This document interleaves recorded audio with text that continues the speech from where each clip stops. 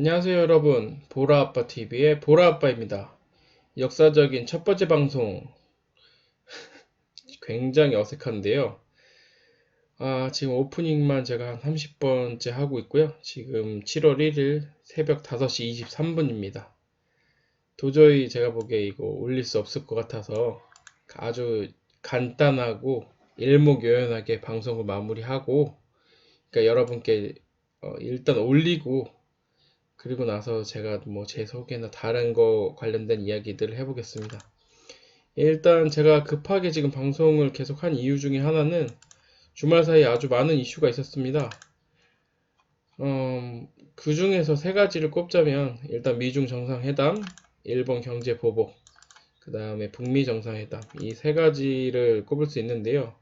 미중 정상회담은 알다시피 미중 무역협상 재개로 시장 컨센서스에 부합하는 결과가 나왔습니다. 그리고 여기에 돌발적으로 지금 나온 것들이 일본 경제보복에 관련된 건데요. 반도체 관련돼서 핵심 소재 수출을 규제한다는 지금 얘기가 오피셜은 아닙니다. 산케이 신문이 얘기가 나왔는데요. 7월 4일이라고 나왔습니다. 이에 관련돼서 이게 현실화됐을 경우에 우리 경제에 미칠 영향이 아주 큰 가능성이 있습니다. 그래서 한번 이 이슈에 대해서 체크하게 됐고요. 체크할 거고요. 북미 정상회담 관련돼서는 북미 실무협상 재개라는 돌발적인 빅 이슈가 나왔습니다. 판문점에서 트럼프와 김정은 위원장이 만났는데요. 아주 쇼라면 아주 볼만한 쇼였습니다. 일단 첫 번째 미중 무역협상 재개에 관련돼서 말씀드리면, 미중 무역협상 재개는 결과적으로 시장 컨센서스에 부합했습니다. 하지만 이와 관련돼서 경기에 대한 불확실성이 줄어드는 것과 비례해서 연준의 금리 인하 가능성은 줄어드는 관계에 있다는 걸 인식할 필요가 있습니다. 무슨 얘기냐면 미중 무역 협상이 시장 컨센서스에 부합하는 결과가 나왔다고 해서 시장에 긍정적인 영향만 미치는 것은 아닌 상태인 겁니다. 이를 토대로 봤을 때, 하지만 단기간에는 긍정적인 신호를 보낼 가능성은 농후하다고 봅니다. 기술적으로도 그렇고요. 그리고 연준의 금리 인하 가능성을 이미 반영하고 있는 채권 시장이 한번 변동성이 확대될 가능성이 높아졌는데요. 이와 관련돼서 결국에는 우리 시장에는 어떤 영향을 미치는지가 결국에는 아주 복잡한 함수를 이룰 가능성이 있습니다. 환율이 다시 반등할 가능성도 존재하고요. 하지만 긴 흐름에서, 지금 단기적인 흐름 말고 긴 흐름에서 보면 불확실성 감소와 결국에는 연준의 금리 인하가 이루어진다고 보면 원하는 강세음으로 보는 것이 타당하다고 생각됩니다. 합리적인 결과인 거죠. 이런 기본적인 흐름에서 본다면 지금 가지고 있는 함수 중에, 지금 아까 말한 이슈 중에 일본 경제보복의 파급력이 어느 정도 가질 수 있는지에 따라서 결과가 지금 시장의 흐름이 나오지 않을까 싶습니다. 근데 이게 지금 봤을 때는 좀 황당한 지금 이야기이긴 한데요. 왜 그러냐면은 지금 반도체 디스플레이 관련된 핵심 3종 소재에 관련된 수출을 규제하겠다는 산케이 신문의 보도인데요. 이게 진짜 현실화되면 엄청 큰 불확실성으로 인식될 가능성이 큽니다. 왜 그러냐면 우리나라 지금 산업 중에 아주 지금 절대 비중을 차지하고 있는 반도체 관련 사업 삼성전자 하이닉스가 최악의 경우는 생산을 못하게 될 수도 있습니다. 이와 관련돼서 그렇게 생각을 해본다면 미중 정상회담 결과가 긍정적임에도 불구하고 반등폭은 재앙될 가능성이 크다라는 결과가 나옵니다. 삼성전자 하이닉스, SK 하이닉스가 오르지 않는데 코스피 지수가 크게 반등하기는 어렵겠죠. 물론 이와 관련돼서 남북 경협 관련된 이슈도 지금 나왔기 때문에 영향을 미치겠지만 아주 크게 지금 이 모든 이슈를 다 뒤집을 만큼 큰 폭의 상승이 이루어지기에는 어려운 상황이 벌어질 수 있습니다. 그래서 이거 관련돼서 제가 조금 더 생각을 해보면 지금 일본에서 지금 원하는 건 결국에는 우리나라가 지금 일본과 지금 외교 관계가 좀 파국을 맞고 있기 때문에 이거 관련돼서 다시 어, 복귀를 해라. 그리고 두 번째는 지금 일본이 정치 상황이 지금 그 뭐 참여연 선거를 앞두고 있다고 하는데요.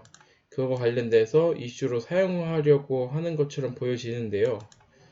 워낙에 이 파급 효과가 큽니다. 지금 우리나라에서 반도체 삼성전자, SK하이닉스가 반도체 생산을 못했을 경우에. 그리고 지금 이거 관련돼서 지금 얘기가 나오는 거는 뭐 일부 얘기가 나오는 거는 우리나라가 그럼 이걸 대체할 수 있느냐 없느냐에 관련돼서 지금 뭐 갑론을박이 있는데요. 사실 일반적으로 봤을 때, 그러니까 제가 지금 이제 지금까지의 경험을 토대로 추측을 해보건데, 일본에서 지금 말하는 3종 소재가 뭐 반도체 관련돼서 디스플레이 관련돼서 그 화학 제품으로 알고 있는데요.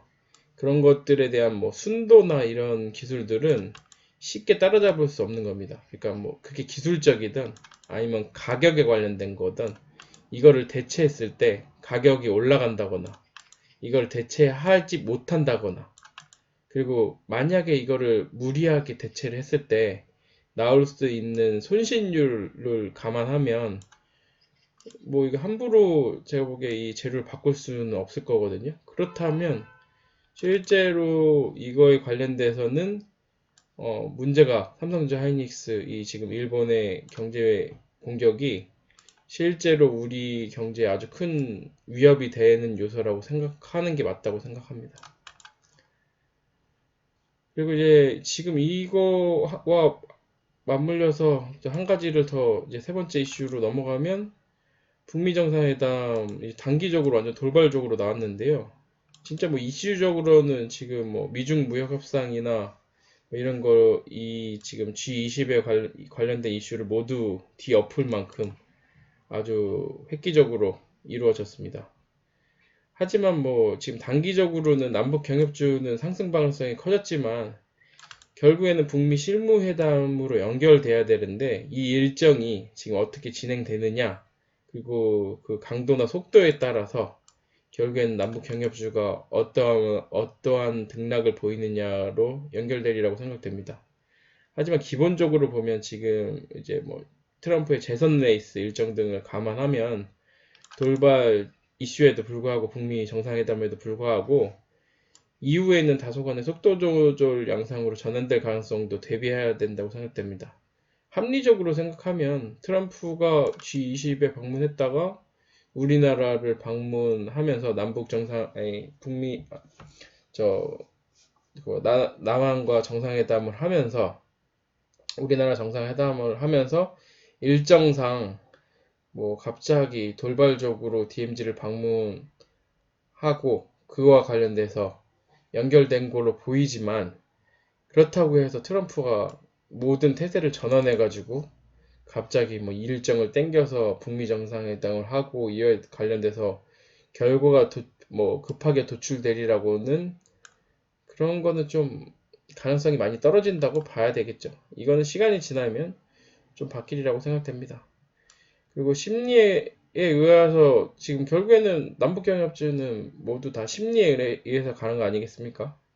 상승과 하락을 반복하는 이 패턴을 고려해서 많이 올랐을 때는 이익 실현하고 리스크 관리해야 되고 그 다음에 또 반면에 많이 떨어졌을 때는 매수를 해서 그리고 나서 이제 또 이익 실현할 수 있는 그런 포인트를 찾는 게 결국엔 가장 중요하다고 생각합니다.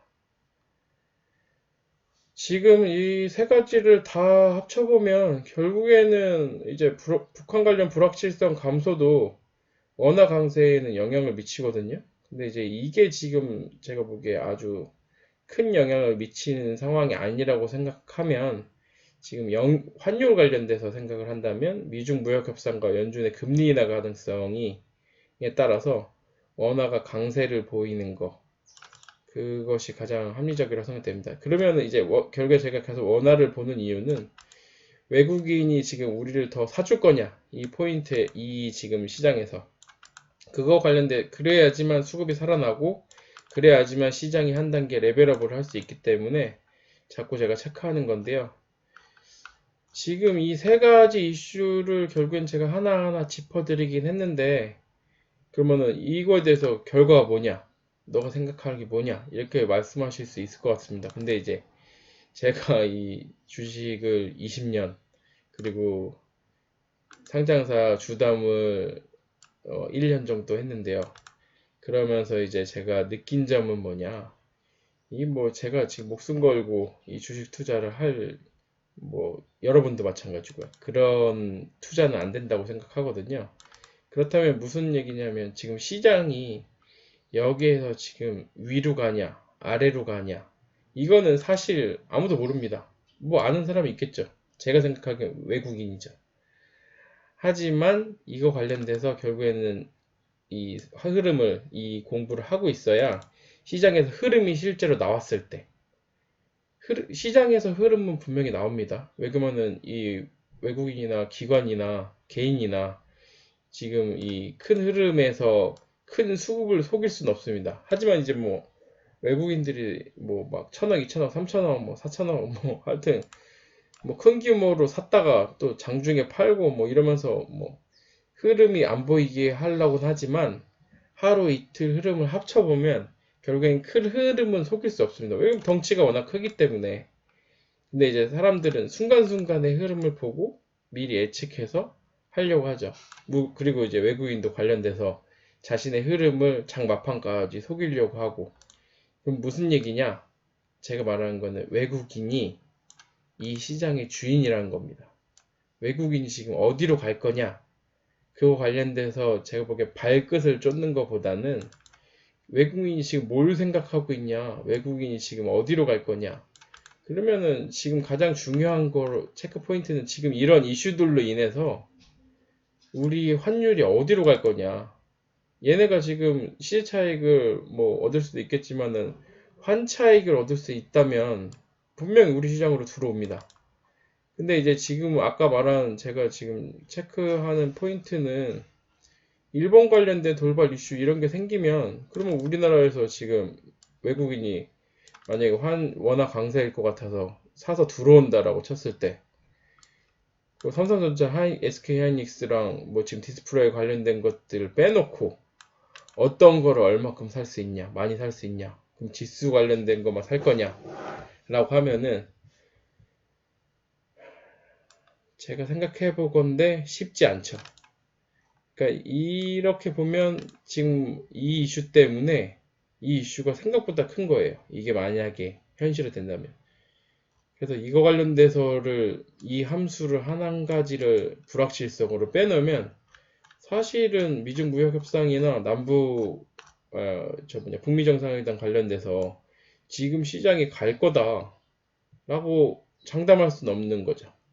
그렇게 보면 아무래도 시장에서 지금 반응이나 이거 관련돼서 우리나라 정부의 대응도 있지 않겠습니까? 일본 경제 보복 관련돼서 실제로 이게 오피셜로 나와야 되고 그리고 우리나라 대응도 있을 거고 그리고 미중 정상회담이나 북미 정상 관련돼서 실제로 협상 일정이 나오고 하게 하지 않겠습니까? 이거 관련해서 시장에서 계속 영향을 줄 거니까 지금 속단하고 오른다고 생각하지 말라는 얘기입니다. 죄송하지만 저는 오늘 지금 첫 번째 방송은 이 정도에서 마무리하겠습니다. 일단은 숙지하고 있어야 될 내용도 알려드렸고요. 관련된 이슈 관련돼서 결국에는 원화의 흐름을 주의해서 보시면서 거래하시길 바랍니다. 여러분, 다음 시간에 뵙겠습니다.